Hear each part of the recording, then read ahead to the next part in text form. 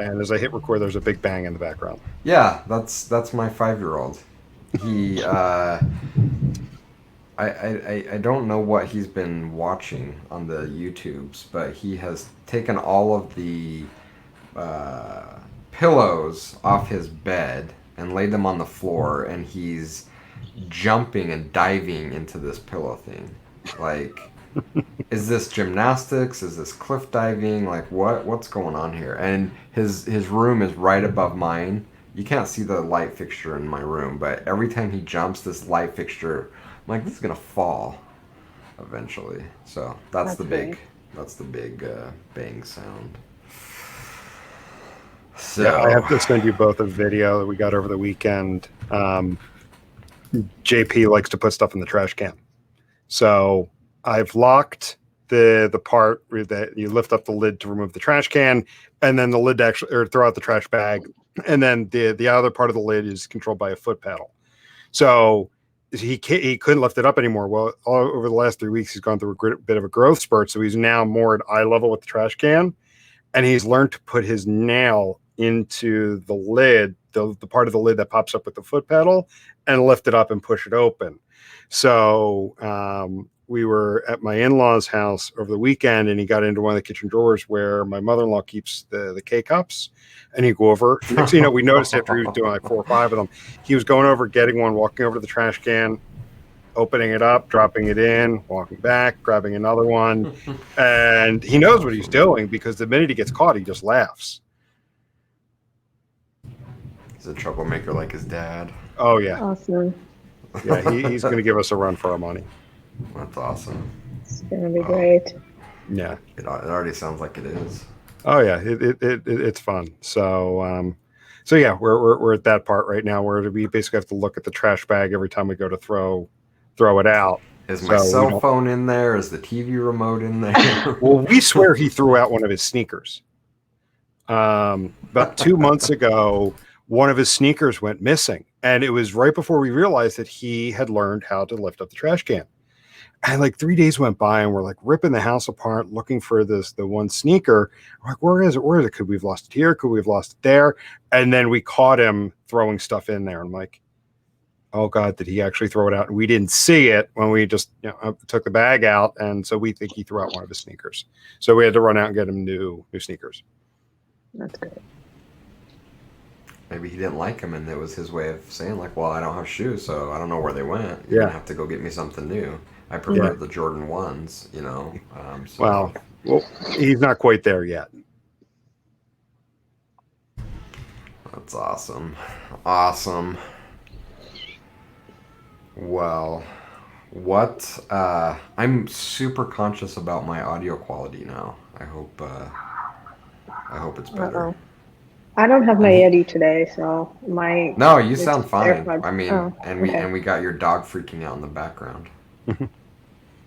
Yeah, it was just last week. There was some popping noise in the background, but I'm not hearing anything at the moment. So hopefully it'll turn out better. I think there was something weird happening with my AirPods trying to bounce back and forth. I don't know why that would mess with the audio quality, but I definitely heard weird stuff on my end. So hopefully, listeners, it is a better experience this week. Although last week's content with Eric was awesome. It was a good, it is. Good interview there. Mm-hmm. Yeah, and I want to get him back on again and schedule an episode with he and Jen, because I think that would be a really good episode. The two of them talking about data quality. Agreed. Yeah. Agreed. So I thought, actually, before we actually jump in, I'm remiss to say Gila is back with us on the podcast. It's been a while. Yep. No, I'm excited to be back. Thank you for the 6-hour notice last night. So. Yeah, yesterday got away from me, and next thing I know, it was like 9:00 at night. I'm like, crap! I haven't sent out all the details for the episode, and why not? Let's see if Gila can join us for one. So thank you for joining. We'll see how well I do with no prep time at all. But that's how we do it, right? We just kind of random things, random thoughts. We rarely prep, so. Yeah. But talking about throwing stuff at the wall, This has been an item or topic that's been in my backlog for a little while, and I think it's a great follow-on to the one that to the conversation we had with Eric last week. And I'm calling it the proper ratio of people, technology, and strategy. So we've touched on this here and there, but we've never really focused purely on this. And when we brought it up, we've always it's been in the context of an article that Avinash published back in 2006. His 90-10 rule for success in web analytics.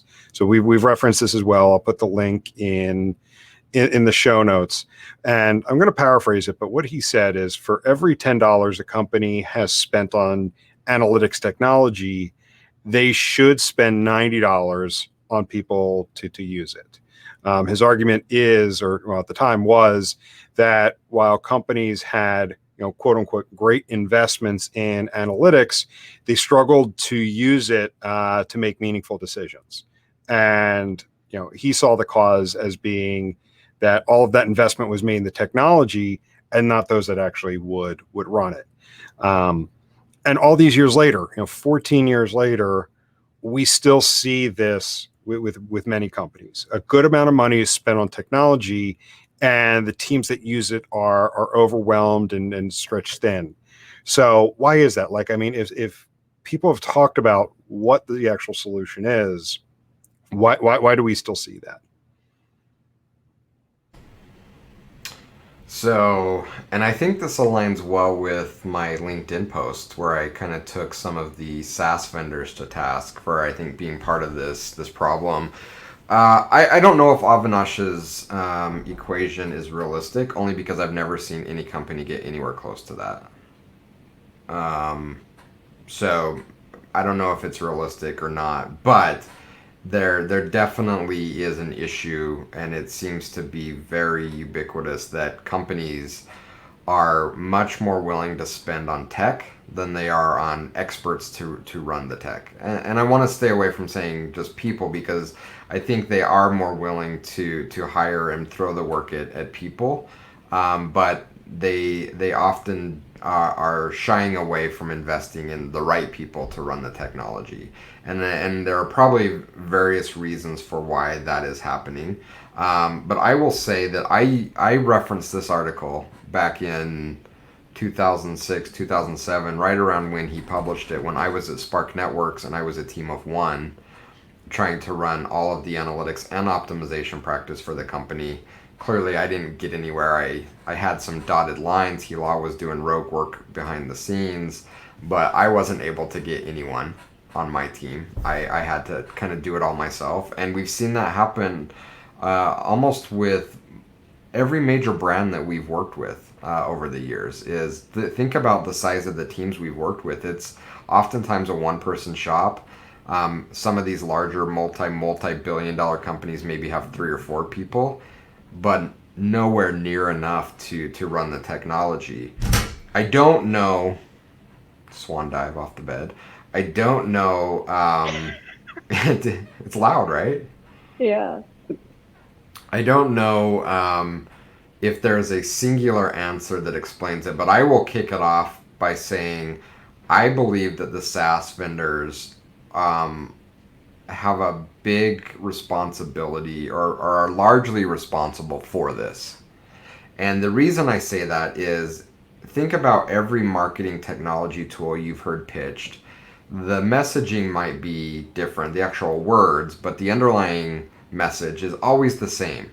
It's really easy. It's a magic tag. You just copy and paste this snippet of code onto your site and it just works.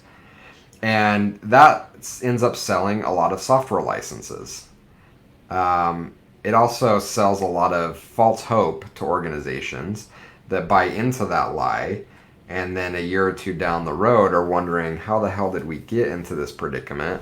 Yet they're so deep down the rabbit hole they can't see to make the right decision to say, well, it's going to take some people, because that would mean that they have to say that they were duped, they were fooled, right? That it isn't so easy. It isn't just slap some code on a page and reference a JavaScript file and all of a sudden everything just works. it's a lot more complicated than that. And I think it's okay. In fact, I believe it's important for us to admit that this is really hard, and it takes dedicated, experienced people to make this work. So I'm going to ask a really dumb question, but for the point of continuing the conversation, at this point, after companies have done that a couple times, right? They do it once, and they don't invest enough in the right people to make it work. It fails, so they blame the tool. They buy a new vendor. They do it again. After 2, 3, 4 times, why haven't people noticed the pattern that it's maybe not the tools, it's not the vendor, it's their process to actually integrate it, manage it, and use it? No one stays at companies long enough to be able to see that history. I think that's a huge part of it. So oftentimes when you see these changes, an advocate for one solution leaves the company, someone else steps into that role. They bring their own set of ideologies and software that they want to use. They see that it's broken and they instantly blame the software. So I'm going to replace it with the software that I've liked before, and it's just going to magically fix things. And it doesn't. And then they leave, and then someone comes in and says, "This is broken. I'm going to add new software to fix the problem." So I think a big driver of it is people don't stay in jobs long enough to see that history. They move on. And part of moving on is people like to replicate what they've done before. I talked about this in a talk I gave at one of the Observe Point conferences where I talk about executives getting into this zone where they just like to replicate what they did before. And I'm sure you guys have heard these conversations. My favorite one was, again, back to Spark Networks. One of the C-level folks came to me and said, "We're putting Crazy Egg on the site next week." I said, "Okay, that's cool, Mr. Analytics Manager, that you're not and I am, but why are we making this decision? What are we doing?" Well, I went to lunch with a buddy who's a CEO over at this other company, and they just deployed Crazy Egg and they're excited about it, so now we're going to do it, right? Like, how many times have you heard, "Well, in my last company we did this"? I'm like, well, you're working for an airline now, and your last company you worked in retail, right? But damn it, I'm gonna say right every time. Okay, stop me from saying that. Um, so a big part of it is just trying to replicate what we did before, and that feeling of safety. And a big part of it is just not sticking around long enough to appreciate the history, blaming the software, thinking software is going to fix it, and it doesn't. And we just keep this vicious cycle going over and over again. At some point, someone needs to step in and say, "This isn't a software problem. This is a people problem. We need to address it there and fix it, and maybe start making some little waves of influence." But until then, I just can't see this vicious cycle stopping where we just software is the solution. Throw more money at software, and eventually one day it will just magically start working. Yeah, and I was thinking about what you said before about the vendor, having the responsibility and so on, and kind of saying it's easy. I think that's definitely perpetuated when companies are really excited about new capabilities that are being offered from these tools, but they're not understanding the complexities that come along with it, and with kind of, and I know you hate when I say standing it up, but the complexities of what it takes to stand a new capability out, and to actually use it the way that the vendor is featuring it. So it's really exciting to know of new capabilities, but it's really hard to recognize what are the steps to actually getting there, and then and then be honest about the fact that maybe the people you have never have never gone through that journey, right? So do you need to hire someone, or do you need to kind of challenge your analytics manager to kind of learn how to deal with those complexities, um, as opposed to just saying, well, it didn't work. It didn't work because the work wasn't put into to kind of implement it Hmm. properly. Yeah, that's an interesting take. And by the way, don't feel too bad because I've started using stand up now. So I Oh use my that in my God, it's yeah, I use terrible, that in my terrible language. news. We're gonna Yeah. stand that up. Um, it's an interesting insight and one I hadn't really thought about before, but I it makes a lot of sense. And I'm wondering, is that an employee problem? Is that a management problem? Where does that problem originate from? And I believe what I heard you say is, and maybe I'm reading too much into what you're saying, but what I heard you say was we're not we're not forcing employees to do hard things, or we're not holding employees accountable to do their job, and instead of asking them to do hard things, we shy away from that conversation and say, well, let's just buy more software and that will fix the problem. And maybe that's reading too much into what you're saying, but and I've referenced this many times, and I still don't know the official name of it or who puts it out, but we're all familiar with that. Sorry, I'm bouncing the camera.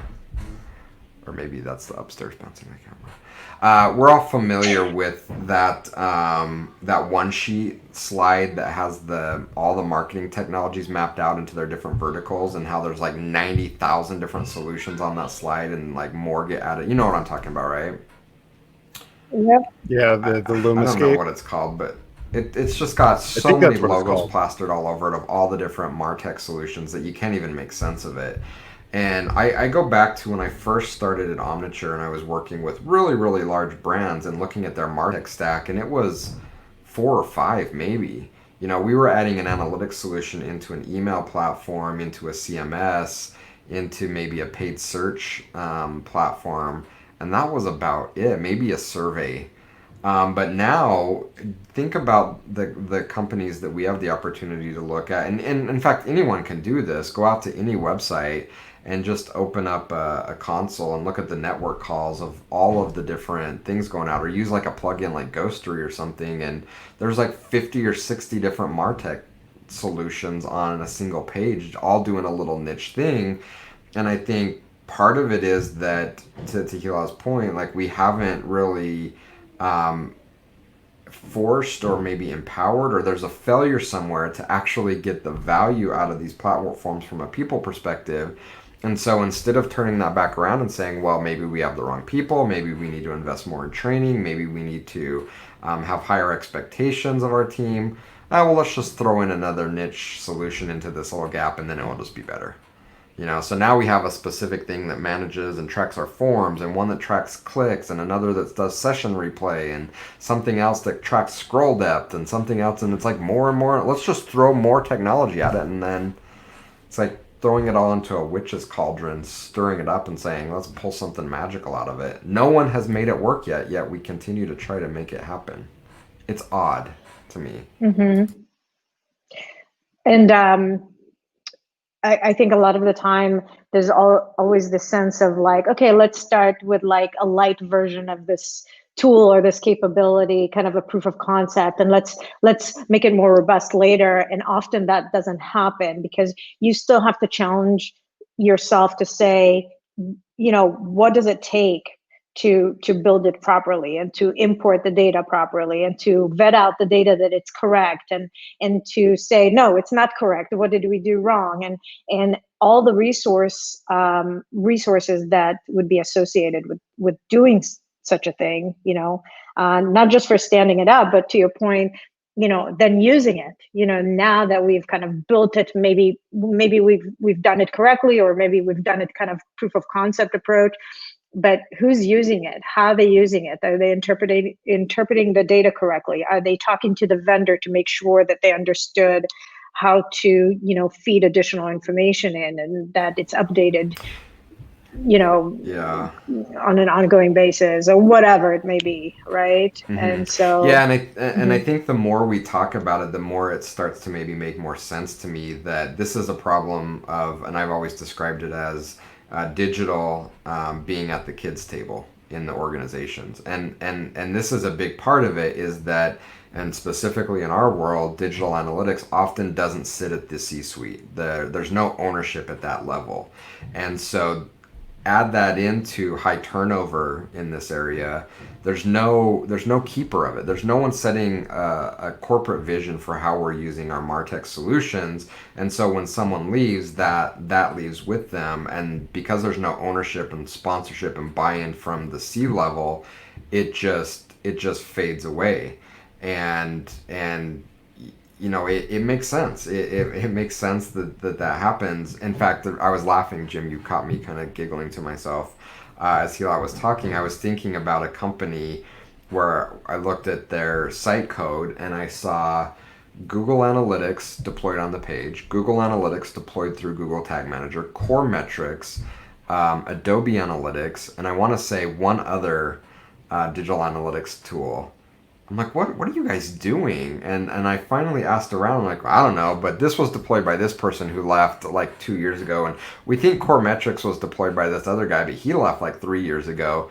It's all still there, and again, I think it speaks volumes to the fact that there's no ownership at a high enough level to make any kind of strategic changes to say, well, let's clean this up. Let's do this the right way. It all left with that person. The new person comes in and assumes it and slaps their brand on top of it. And you keep kind of, applying duct tape to this thing that's falling apart till one day, like this is going to all come crashing down at some point, I'm guessing.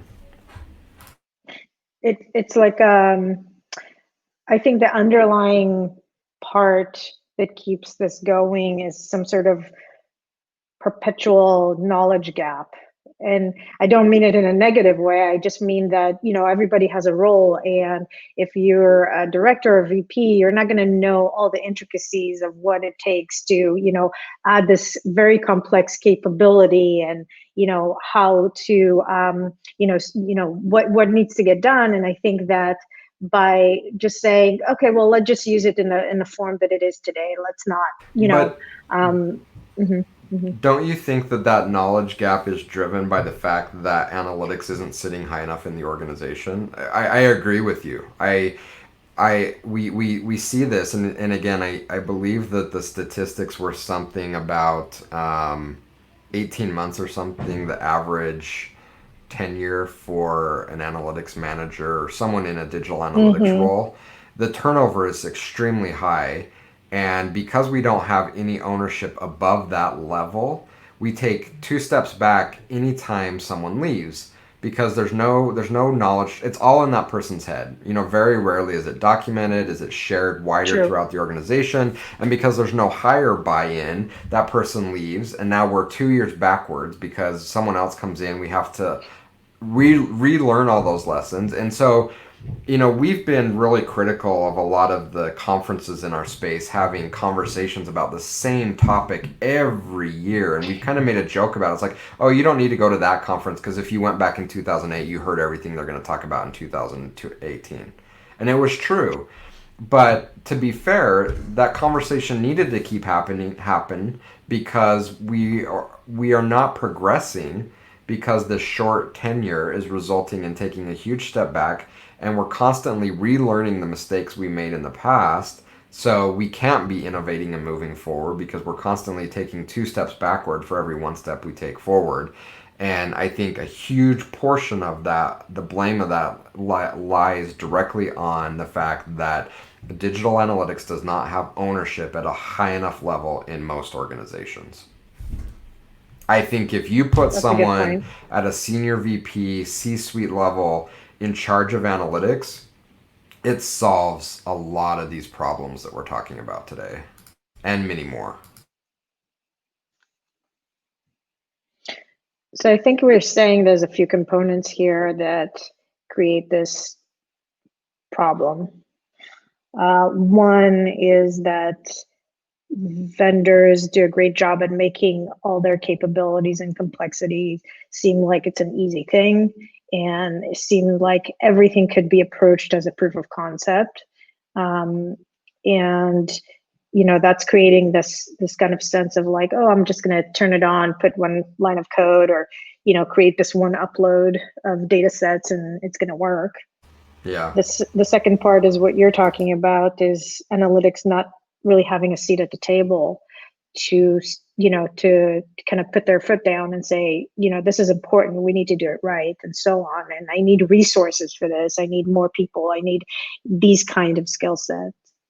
No, you're right. In fact, I was talking to a prospect the other day, and I could tell he had been around the industry for a while because we talked about doing a proper implementation, but him having limited budget, and he said something. So if you don't really think about a data strategy and put a data layer in, what are you left with, like scraping the page?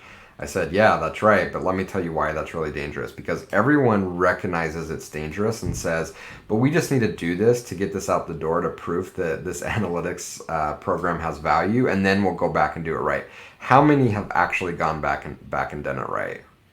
Maybe less than 10%, because it becomes a slippery slope. You do it once, and we kind of hedge and say, well, it's just for a proof of concept. All of a sudden it becomes reality, and we never go back and do it the right way.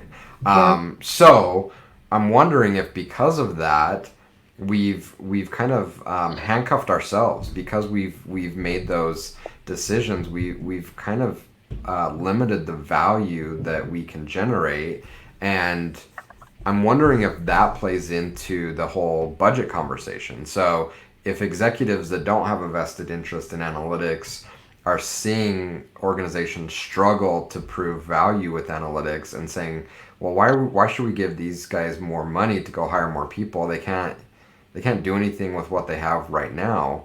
Are we hurting ourselves by making some of these decisions? I wonder if maybe less is more. We do less, but we create more value if that gives us an opportunity to then get more budget and get more people. I don't know. It's something interesting to think about. So before we talk about how do we potentially solve for this, I think, there's definitely kind of the outcome of all of this is that we end up with kind of a piecemeal implementation or MarTech ecosystem where some things were attached but not fully loaded, or maybe fully loaded but incorrectly. And so we're creating all this like technical debt now in our ecosystem that, because of high turnover and other reasons, it'll never be repaired, or it's very challenging to repair. And then we end up with a resource gap, because looking back at it, maybe you want to do the right thing and you want to go back and revisit things, but you just don't have the resources at that point because you never kind of mapped it out that you would need them in the first place, because you approached everything as a kind of piecemeal approach. And then, but more importantly, regarding having a seat at the table, I think that most executives would have like a bad taste out of all of it. Like, hey, we invested in this one tool and we tried it out and it looked great, but here we are today. It made no difference for the business, a year later, 2 years later. And so I think it's kind of a little bit of damage control at this point to say, okay, I'm gonna realign. I'm gonna realign expectations, have a new conversation about what needs to get done, and it's it's definitely a tough thing to do, but it's something that I see everywhere. It's not it's not like a rare setup. You know what I mean? No, I do, and I agree. But I think as part of that discussion, we have to fix the underlying problem, which I think is lack of buy-in, lack of leadership at a high enough level in the organization. A lot of what you're talking about is the direct result of lack of ownership at the C-suite level. Because just look at a common setup. Oftentimes you have your MarTech developers, architects. They may sit in IT. You may have an analyst that sits in marketing. You may have another organization that optimization rolls up. Third-party marketing tags probably roll up through some other marketing arm. My gosh, I got it. And so what happens is you have this very spaghetti, disconnected MarTech ecosystem. It creates a lot of unnecessary infighting, a lot of unnecessary politics, and to go back and unravel this and fix it without executive support and buy-in is, I would say, impossible. And so I get that at the executive layer, they're upset. They invested a lot of money in solutions, don't feel like they're getting the value out of it, which I 100% agree with them. I think we're Yep. absolutely not generating the value that these tools can. There are very few organizations that are getting, I don't want to say they're not getting value out of it because I think a lot of organizations are, but they're leaving a lot of money on the table because there's so much more that they can get out of it. But until they fix this underlying structural problem within the organizations, they're always going to be hamstrung. They're always going to be held back on what they can ultimately do.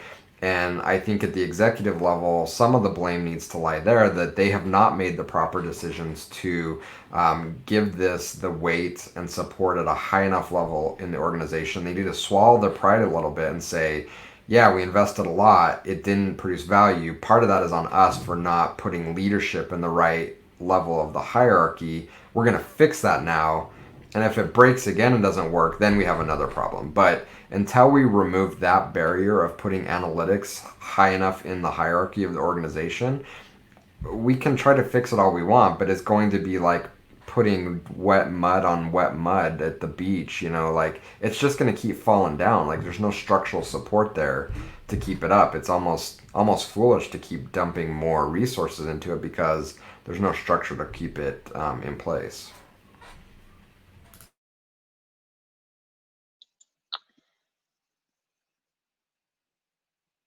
All right. So how do we, what are some things that can solve for this? Um, so I think there are a few things. Number one, we need help from our solution provider counterparts, and that's going to be hard to do because I don't blame the product organizations. I really don't blame product marketing. I blame sales. These salespeople they get in often don't care. They care about their paycheck and hitting their quota this quarter, and they're gonna lie and tell you whatever you need to hear so you buy the software because you know what, they're going to be off this account in 6 months anyway.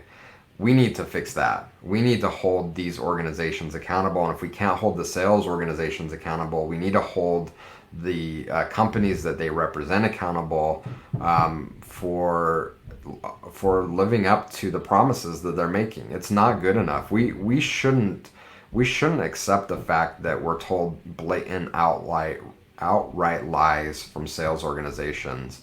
We need to change that, and we need to hold them accountable because until that happens, we're constantly setting the wrong expectation at the very start.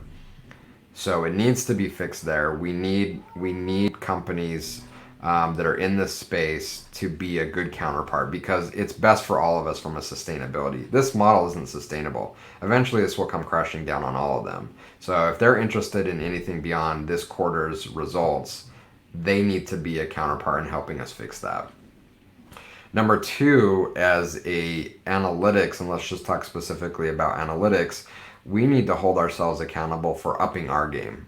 We're way too comfortable being where we're at. We're way too comfortable not having a seat at the table. We're way too comfortable bouncing from organization to organization, rebuilding it in our own image.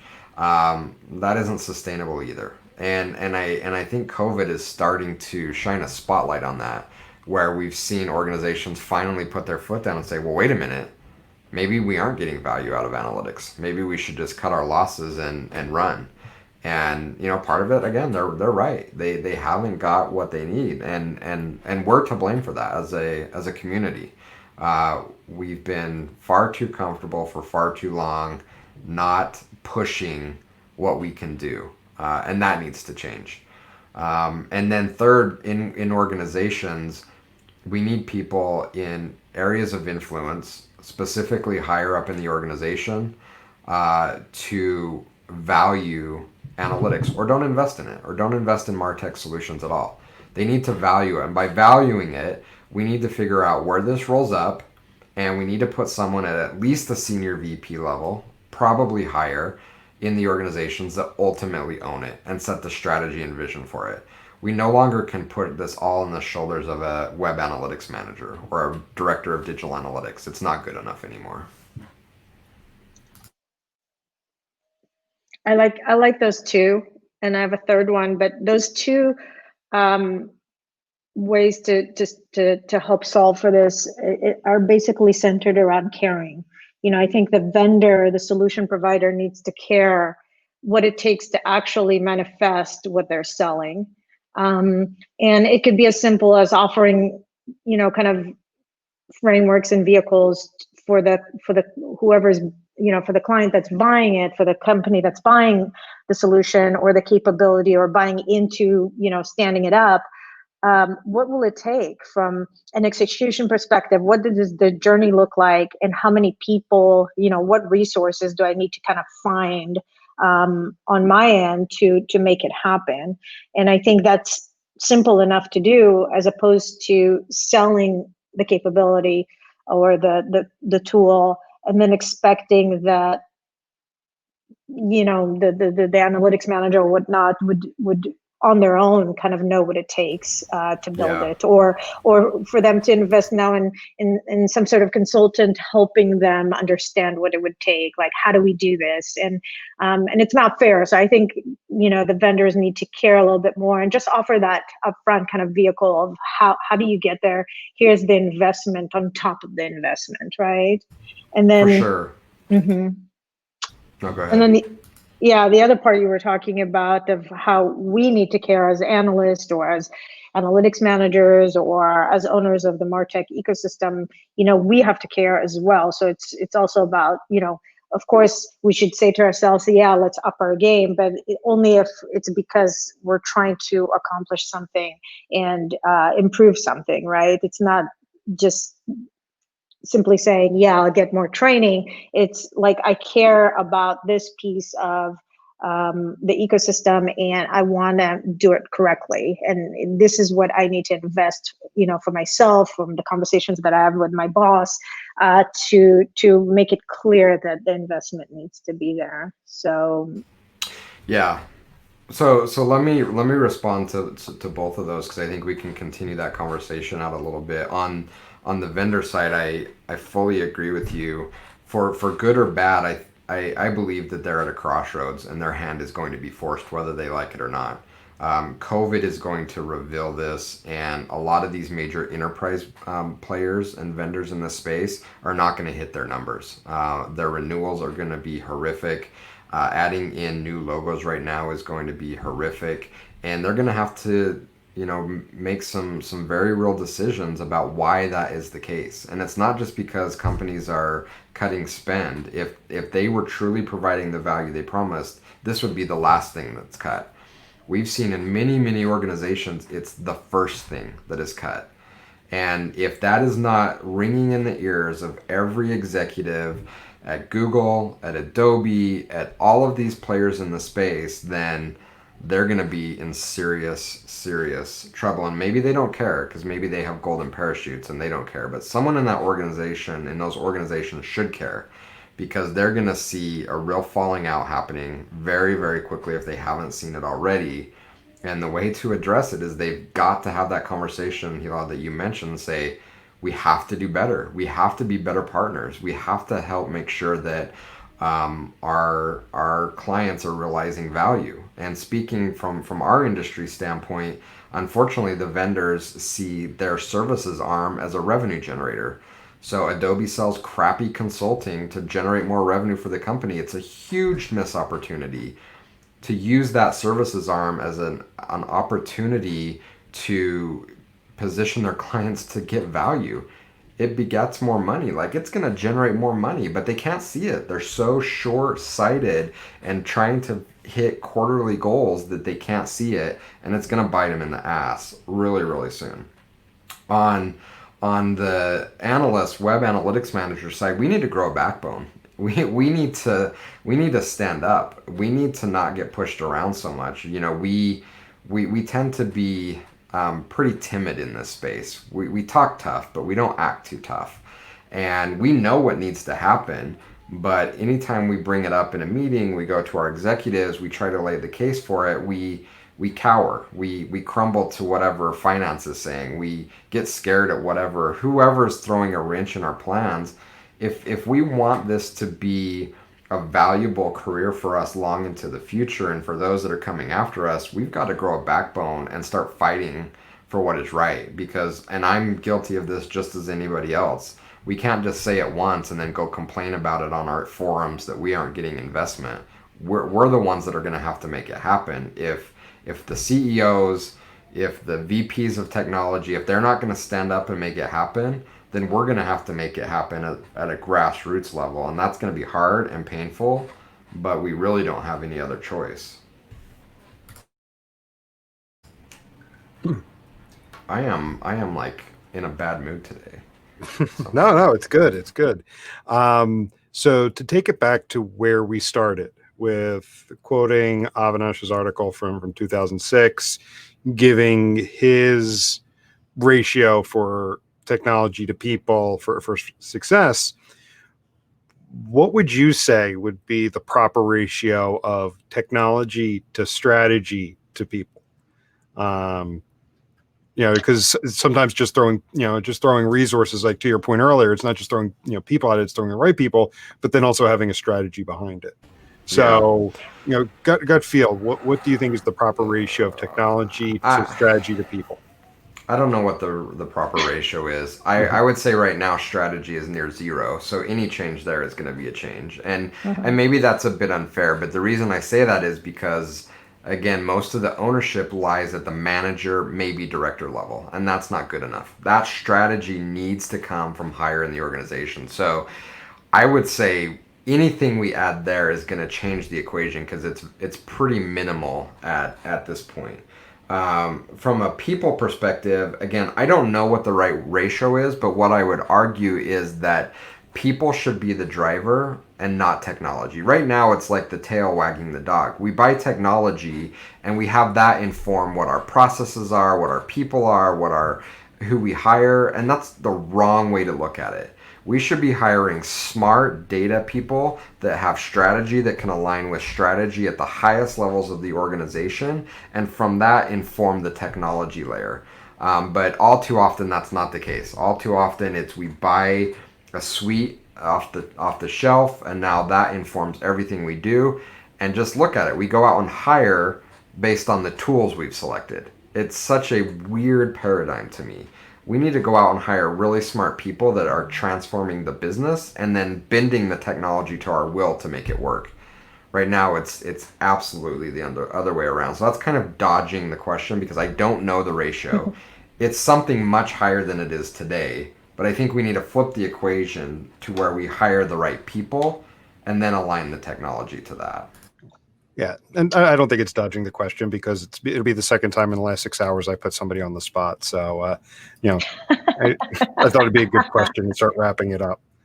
I have something actually, because Jason and I several months ago had a really deep, actually maybe even a year ago, I don't know. I think I was visiting Jason in Utah, and we talked about not just the sense of like what the composition should be from a percent perspective on strategy, but then how to take it and flip it, right? So we talked about two models, and we were talking in the context of an implementation model to implement, analytics within an organization, and we were kind of observing a use case scenario where we called it brute force data strategy. Well, basically, the implementation is low level of effort. It's kind of like, oh, easy. We add the code, whatnot. It's built in isolation from the business and the analyst. So you have someone kind of implement the code to do the data collection. It's owned purely by the MarTech team in isolation, and maybe even there's no architect. So someone is just executing on implementing it. And what we end up, and I think that's what we're talking about today, what we end up in the scenario, it's kind of like the 20-80 rule, we called it. So 20% effort on this kind of brute force application of the implementation, and then we result in, sure, we have less upfront dev investment, faster time to market, and so on, but what we end up with is huge, that's the 80%, technical debt, 80% data prep, which was the most important thing. So our analysts end up paying the price, right? So if I have That's right. rinky-dink data or data that's sometimes there, sometimes not there, or not on every authentication and whatever not, the analyst has to spend 80% of their time now scrubbing data wrangling. You need more experienced analysts to deal with this data. So now you're investing in higher, more experience, higher salary, talent, and so on. There's less trust in data by executives, which we talked about already, and less likely to really reap the benefits, which is, identifying optimization opportunity for the experience, because you just don't trust the data and it takes a lot to get any kind of insight out of it. So this 2080 composition, if flipped, and you put 80%, or even we were talking about 95%, into a deliberate data strategy where implementation is really thought out, and you give it the time that it needs. You build it in consideration of the data that you're going to need to use, not just, collecting everything. And it's really owned by the analytics team, not by MarTech necessarily in isolation. I think now you end up with the opposite. You end up with the 80-20, where now the analyst is so easy for them because the data is trusted. They can easily, aggregate and deaggregate data and pull the insights much, much easier. And now we can focus on, the experienced analyst can focus on deeper analysis. And the inexperienced analyst or a marketing executive can now approach the data as well, right? Or before it was like, no, I need to scrub it for you. Now you can approach the data. Anyone can approach the data. So now you're opening and unlocking the real value. And I think that's what needs to happen. Like this flipping of, let's invest 80%, 95% in our implementation, and then we're creating a 5% effort, or whatnot. You're opening up a whole can of worms of like part 2 of this discussion, because it is an interesting discussion, and I agree with you, and I've been trying to talk with anyone who will listen to me about that. Is the promise of digital analytics, because it is vastly different than traditional analytics. To your point, traditional analytics, as an analyst, I set aside 70 to 80% of my time to clean, munge, wrangle, realign, organize data. That takes a lot of time. Digital analytics gave us the promise of reducing that drastically. So if we really want to look at this and say we want to do more with less people, that's awesome, but we need to change the focus to actually using digital analytics for what it was meant for, because the way we've invested today, we're treating digital analytics like traditional analytics. We're forcing the analyst to do massive amounts of prep work, and then we're not happy because we're paying massive subscription fees for these solutions that are supposed to take that away from us. That's an interesting angle, and we could probably have a whole hour discussion on that alone. We really should. I'm making notes. Yeah. I'll schedule it. I'll make sure to give you more than a day's notice. So I would say it's an 80-20, but truly an 80-20 flipped, right? So, 80%, I'm kind of saying it backwards to what we're talking about. I'm saying upfront, put 80% of the effort to building your implementation or implementing the capabilities together as a partnership with the analytics team and correctly. And you invest a lot in the technical resources, but then you're kind of, you're not completely done. You obviously need to maintain it, but you're almost done, because now you can, your analysts are free to use the tool in a very powerful way, and you're widening your talent pool now because you don't need super experienced analysts to wrangle the data. You can have a team of analysts just comfortably approach the data. And so I think it's an 80-20, but 80 upfront implementation. And in order to make that work, and I'm going to use this as an opportunity to give one more sucker punch to executives, In order to make that work, analytics needs to be sitting higher in the organization, because what's happening now is all of those implementation, like that strategy needs to be set at an executive level. It's not, and because it isn't, you have implementation and dev almost in opposition to the analyst. Sure, they're supporting each other, but they're peers, and that strategy is trying to be set in one organization or another, and it rarely works. In order to get what you're saying to work, that strategy, that decision needs to come at a higher level and needs to align the implementer, it needs to align the analyst, needs to align the optimization teams. And until that happens, it's going to be really difficult to make that work. That's right. And I think your point is also kind of suggesting that it's ongoing. Anytime you have a new capability or a new vendor that says, oh, if you wire this in, you'll not be able to see session recording tied to your analytics surveys or whatever.